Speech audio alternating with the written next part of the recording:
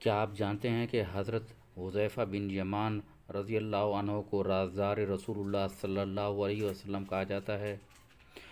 آپ رضی اللہ عنہ کا اصل نام حذیفہ اور کنیت ابو عبداللہ ہے۔ آپ کے والد کا اصل نام حصیل یا حمصل ہے۔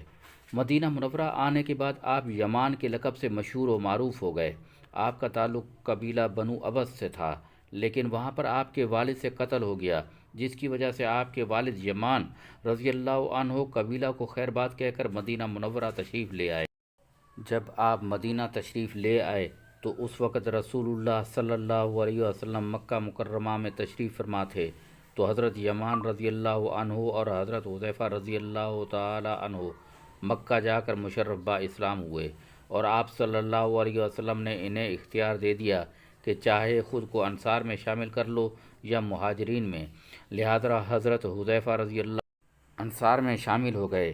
دائرہ اسلام میں داخل ہونے کے بعد، اسلام لانے کے بعد، حضرت حذیفہ رضی اللہ عنہ کو آپ صلی اللہ علیہ وسلم کا اتنا قرب حاصل ہوا کہ حضرت حذیفہ رضی اللہ عنہ صاحب السر، رازدار رسول اللہ صلی اللہ علیہ وسلم کہلائے۔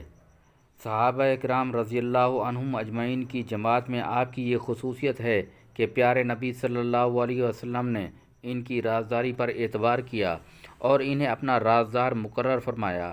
صاحب سر کا لقب حضرت حذیفہ رضی اللہ عنہ کو اس لیے ملا تھا کہ رسول اللہ صلی اللہ علیہ وسلم نے انہیں بہت سارے منافقین کے نام بتا دیے تھے، منافقین کی پہچان بتلائی تھی، جو نام آپ نے کسی اور کو نہیں بتائے۔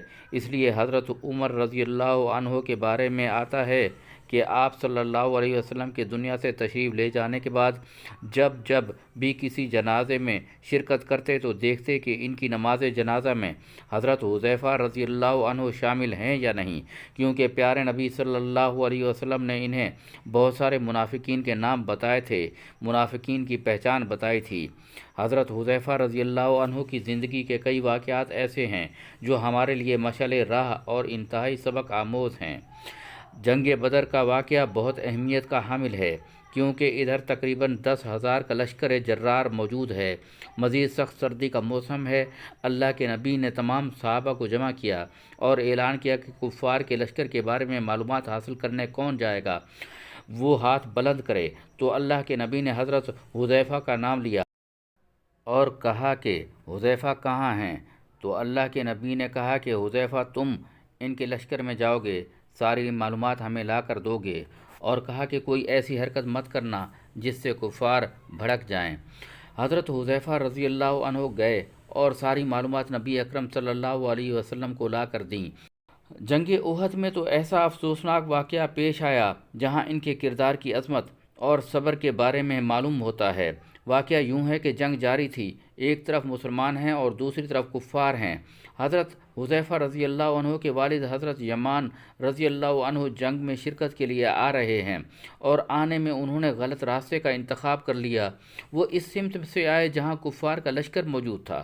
جب مسلمانوں نے دیکھا کہ جس طرف کفار ہیں اس جانب سے کوئی آ رہا ہے اور ہماری طرف مسلسل بڑھ رہا ہے، تو مسلمانوں کو یہ لگا کہ کوئی کافر آ رہا ہے جو ہم پر حملہ آور ہو سکتا ہے، کیونکہ جنگ کا میدان تھا، ہر طرف گرد و غبار فضاؤں میں دکھائی دے رہی تھی، اس میں ان کو پہچانا نہ جا سکا اور مسلمان اپنی تلواریں نکال کر ان کی طرف دوڑے۔ لیکن حضرت حذیفہ رضی اللہ عنہ نے دور سے ہی پہچان لیا تھا کہ میرے والد ہیں، تو انہوں نے صحابہ کو آواز لگائی کہ یہ میرے والد ہیں، یہ حضرت یمان رضی اللہ عنہ ہیں۔ لیکن جنگ کی وجہ سے شور زیادہ تھا اور حضرت حذیفہ رضی اللہ عنہ کی آواز دب کر رہ گئی، ان کی آواز کوئی نہ سن سکا، اور ان کے والد حضرت یمان رضی اللہ عنہ شہید ہو گئے۔ آپ سمجھ سکتے ہیں کہ ایسے وقت میں حضرت حذیفہ رضی اللہ عنہ پر کیا گزری ہوگی، ان کی کیا حالت ہوئی ہوگی۔ ایسے میں ہم اور آپ ہوتے تو اپنا آپا کھو بیٹھتے، لیکن قربان جائیں حضرت حذیفہ رضی اللہ عنہ کے کردار پر، ان کی استقامت پر۔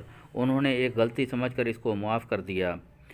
عاجزی کا یہ عالم تھا کہ جب حضرت حذیفہ رضی اللہ عنہ مدائن کے گورنر منتخب کیے گئے جب آپ مدائن کے لیے روانہ ہوئے تو وہاں کے لوگ آپ کے استقبال کے لیے شہر سے باہر نکل کر جوق در جوق جمع ہوئے، اور جب انہوں نے حضرت حذیفہ رضی اللہ عنہ کو دیکھا تو ان کی حیرت کی انتہا نہ رہی۔ انہوں نے دیکھا کہ وقت کا گورنر حضرت حذیفہ رضی اللہ عنہ ایک گدھے پر سوار ہیں، ہاتھ میں ایک سوکھی روٹی اور نمک ہے، اسے کھاتے ہوئے عاجزی کے ساتھ شہر کی طرف بڑھتے چلے آ رہے ہیں۔ مدائن والے یہ منظر دیکھ کر حیران رہ گئے۔ حضرت حذیفہ رضی اللہ عنہ عاجزی اور انکساری کی مثالی زندگی گزارنے کے بعد سن 36 ہجری میں حضرت عثمان رضی اللہ عنہ کی شہادت کے 40 دن بعد مدائن میں وفات پا گئے۔